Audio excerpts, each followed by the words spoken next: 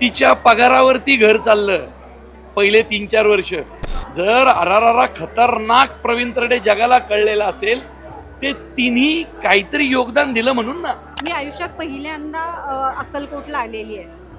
ज्यांना मी कळलोय ते माझे लाडके अभिनेते आणि ते अभिनयाची बक्षीसही घेणारच. प्रेम केलं त्याच्यावर, मी लग्न केलं त्याच्याशी, तर हे सगळं मी नाही करणार तर कोण करणार? मोहन जोशी नावाच्या अवलियासाठी बघा.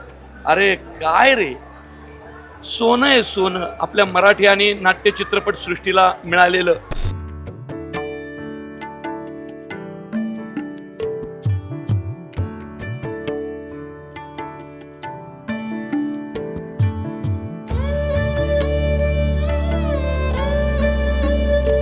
एक असा सिनेमा ज्याचा पहिला भाग आल्यानंतर तो सिनेमा प्रेक्षकांनी प्रचंड डोक्यावर घेतला. 10 वर्षांनी त्याचा दुसरा भाग येतोय आणि अक्कलकोटमध्ये त्याचा टीझर प्रदर्शित झाला. अर्थात मी बोलते देऊळ बंद 2 या सिनेमाविषयी. माझ्यासोबत प्रवीण सर आणि स्नेहलताई आहेत. स्वागत आहे लोकमत फिल्मीमध्ये सगळ्यात आधी, आणि खूप धन्यवाद आम्हाला अक्कलकोटला आणलं या निमित्ताने, त्यासाठी सगळ्यात आधी, आणि स्वामींचं दर्शन झालं. पण टीझर खूप छान आहे प्रवीण सर. जसं पहिल्या भागाची उत्सुकता होती ना, तसं आता प्रत्येकाला सेकंड भागाची पण उत्सुकता आहे. दुसरा भाग कसा असणार, काय असणार, ते टीझर तर आम्हाला दिसला, पण आम्हाला तो जो एक पहिला विषय होता, तो विषय आता कुठेतरी स्त्री वर्गाकडे वळलेला दिसतोय. त्याच्याबद्दल आधी तुमच्याकडनं जाणून घ्यायचं. पहिल्या भागामध्ये स्वामींना राघव शास्त्री भेटला होता. मोठा शास्त्रज्ञ होता तो, आणि विज्ञान आणि अध्यात्माची एक लढाई झाली मोठी. यावेळी स्वामींना एक महिला शेतकरी भेटणार आहे आणि ती स्वामींची परीक्षा घेणार आहे आणि ती त्यांना शेती करायला लावणार आहे. तर काय धमाल येणार आहे. म्हणजे तिकडं तरी कसं एक प्रचंड उच्च शिक्षित बुद्धिमान मेंदू होता, बरोबर, जो तर्काला अनुसरून लॉजिकली वाद घालत होता. इथे एक अशी शेतकरी बाई आहे जिला जगाशी काहीच घेणं देणं नाही. तिला तिचं कुटुंब आणि तिचं शेत एवढेशीच घेणं आहे, आणि तिने जो वाद घातलाय स्वामींशी, म्हणजे खरंच सांगतो, शेतकऱ्यांच्या अनेक प्रश्नांना थेट हात घालण्याचा यत्न, प्रश्न, आणि सगळं हसत खेळत धमाला. म्हणजे लोक एन्जॉय करणार, म्हणजे मागच्या वेळच्या पेक्षा 10 पट जास्त एन्जॉय करणार. आणि तितकंच लोक हळवे होणार, लोक रडणार, लोक भावनिक होणार, आणि जे मला पोचवायचंय ते लोकांपर्यंत पोहोचणार. पण स्नेहलताई म्हणतात तसं स्वामी पाठीशीच आहेत आपल्या, आणि भिवू नकोस तुझ्या पाठीशी आहे म्हणतात. तुम्ही खूप भावूक झालेलं मला पाहायला मिळालं जेव्हा टीझरही झाला. तुम्ही स्वतः ते काम पाहताना भावूक झालात.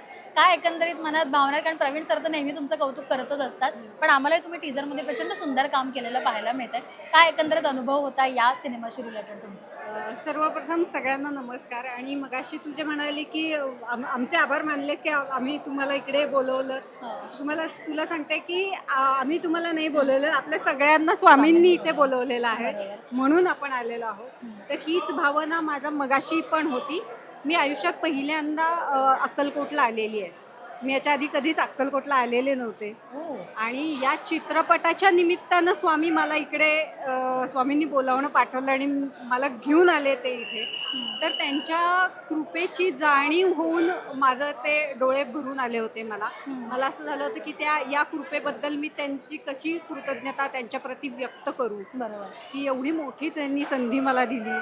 आणि पहिल्यांदा त्यांचं दर्शन घडतंय अक्कलकोटला, आणि तेही मी मध्यवर्ती भूमिका असलेल्या चित्रपटासाठी घडतं आहे. तर हा योगायोग मला खूप भावला मनाला. आणि सगळ्यांच्या प्रतिक्रिया बघितल्या तिथे, तुमच्या सगळ्यांच्या प्रतिक्रिया बघितल्या टीझरवरच्या. मग ते पाहून तर आणखी ते आपण ऋणी असल्याची एक भावना जास्त वाढली, आणि फार छान वाटलं. आता वटवृक्ष आहे. प्रवीण सर जाऊया तिकडे जरा. हां, आम्हाला तुम्ही आता आम्ही लोकमत फिल्मीच्या सगळ्या रसिक मायबाप प्रेक्षकांना स्वामींचं दर्शन घडवणार आहे.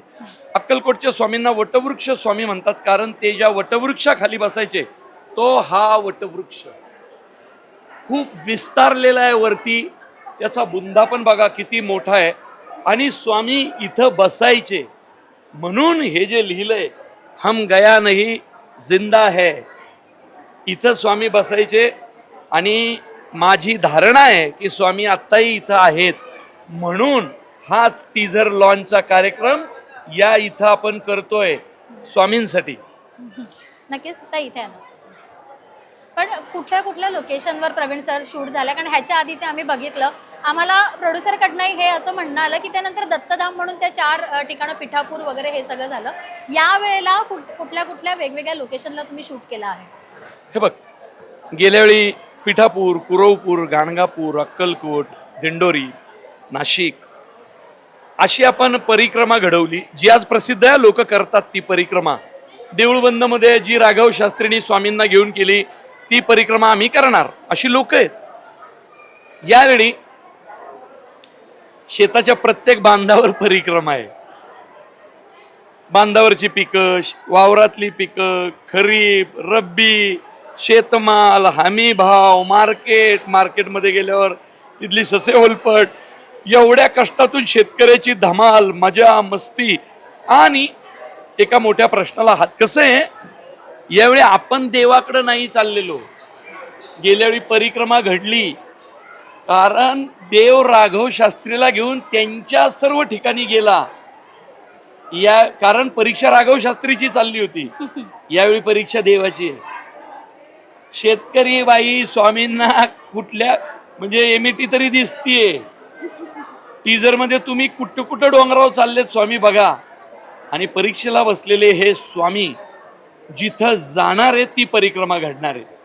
त्यामुळं शेताचे, माळरानाचे, पठाराचे, गायरान, देवराई, वेगवेगळ्या गोष्टी चित्रपटात पाहायला मिळतील. आणि खूप सुंदर झालाय सिनेमा. यासाठी DOP प्रशांत मिसळे आणि एडिटर मयूर हरदास यांचाही वाटा खूप मोठा आहे.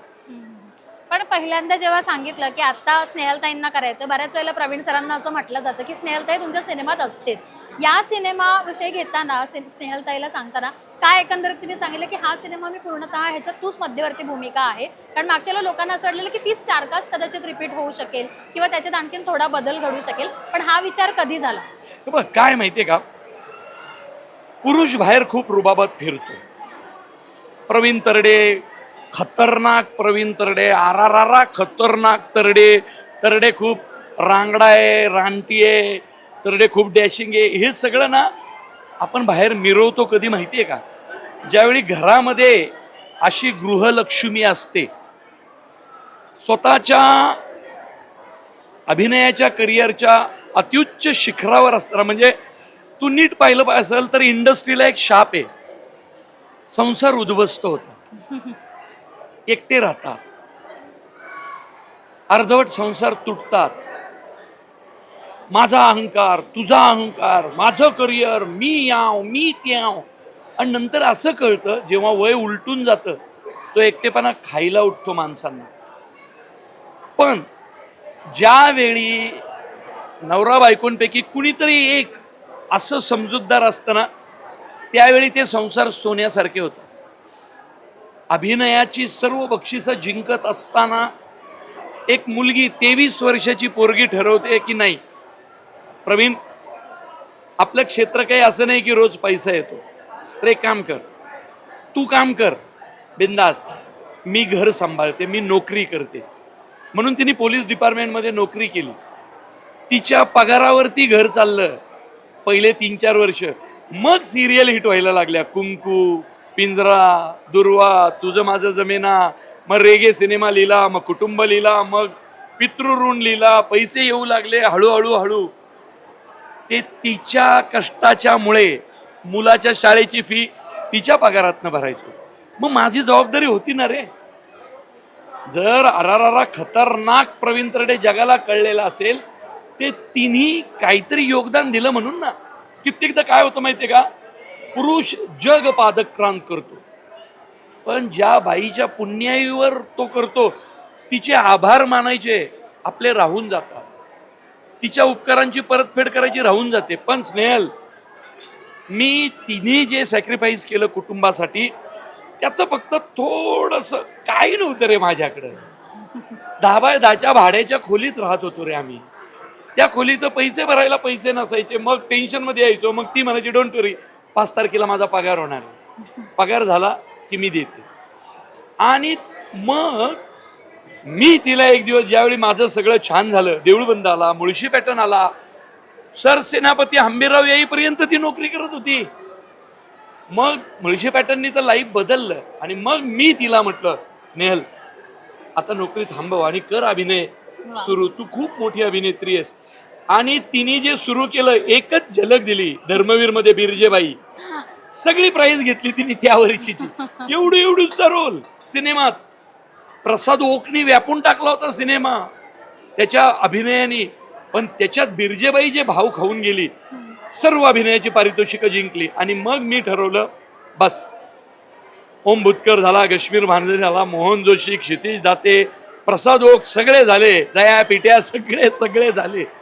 आता जिच्या जीवावर आपण उभे राहिलो, तिच्यातली ती खतरनाक अभिनेत्री आज आणली पाहिजे.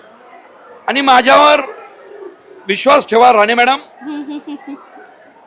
माझ्या बायकोनी नाही, इतके वर्ष अभिनयाची कला कुटुंबासाठी दाबून ठेवलेल्या अभिनेत्रीनी जो अभिनय केलाय ना, तिच्या अभिनयाची चर्चा पुढच्या अनेक वर्ष होणार, वा. मी सांगतो. आणि काय माहिती का, फक्त अभिनय नाही आला, म्हणजे एक बाई संसार सांभाळून पण अभिनय क्षेत्रात कसं करिअर करू शकते याचं ती उदाहरण. ती खूप मोठी लेखिका दिग्दर्शिका आहे, त्याच्याबद्दल मी बोलतच नाही. मी आत्ता फक्त तिच्या अभिनयाबद्दल बोलतोय. चर्चा होणार, कारण तिने घर सांभाळून, आणि तिचा नवरा कोणी श्रीमंत नव्हता हो. घर सांभाळलं म्हणजे फाटका तुटका संसार सांभाळला, फाटलेल्या संसाराला ठिगळं लावली, आणि तो असा काही तिने सजवला, त्याची परतफेड या सिनेमात होणार. मी तिच्या अभिनयाबद्दल बोलत नाही, तुम्ही ते सिनेमा पाहून बोला. आणि एवढंच लक्षात ठेवा, या क्षेत्रात अभिनय करायला येणाऱ्या मुलींनी सगळं वाऱ्यावर सोडून नाही होत रे. पेशन्स ठेवावे लागतात, कुठंतरी एक पाऊल मागे यावं लागतं. संसारावर, आपल्या माणसांवर प्रेम करावं लागतो, आणि संसार टिकवून पण करिअर होऊ शकतात. याचं उत्तम उदाहरण म्हणजे स्नेहल तरडे झाला. तुम्हीही दोघं नवरा बायको जर या क्षेत्रातले असाल तर एकमेकांवर विश्वास ठेवा. बहुत बडा करिअर दोघांचं आगे आने वाला आहे, आणि स्वामी आहेत ना पाठीशी. अर्थात. तर स्नेहलताई, तुला विचारण्याचं खूप कौतुक नेहमीच त्यांच्याकडनं ऐकायला मिळतं. पण मागचा सिनेमा होता ना, तेव्हा ते स्वतः म्हणाले की मी नास्तिक होतो आणि तो सगळा माझ्याशी रिलेटेड होता, मी त्याच्यात स्वतःला बघत होतो. हा सिनेमा आता शेतकरी सगळ्या कुटुंबावर आहे, शेतकऱ्याची बायको तू खरोखर आहेस, त्याच्यामुळे तुला ते खूप फील होत असेल ती सगळी गोष्ट करताना. खूप रिअलिस्टिक वाटलं तुला हे सगळं, आणि कसा तुझा तो अनुभव होता, मला ते तुझ्याकडनं ऐकायला आवडेल.